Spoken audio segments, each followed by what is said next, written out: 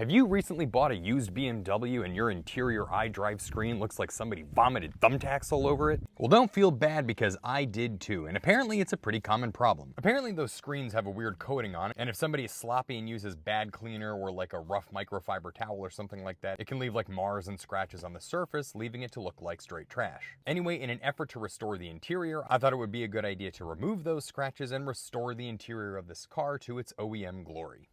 Let's get started.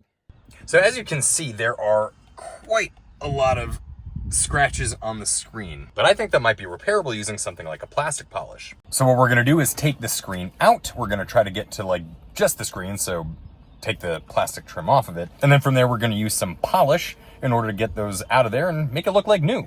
You start by removing both of these screws on the top. And once those are out, I believe the thing should just basically like slide right out.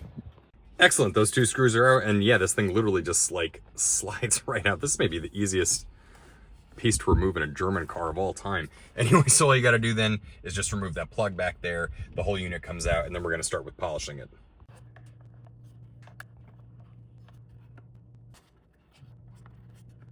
In a world of German cars, where taking out the alternator is like a 42-day job, it's kind of refreshing that this is a fairly easy process to pull this plastic trim piece off. Just those 4 screws.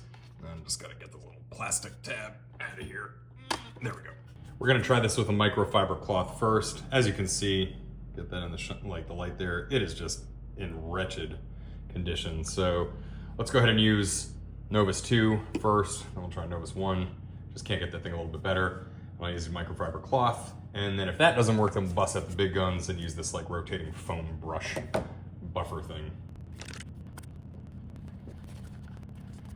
So far, it's not doing too good of a job with the microfiber cloth.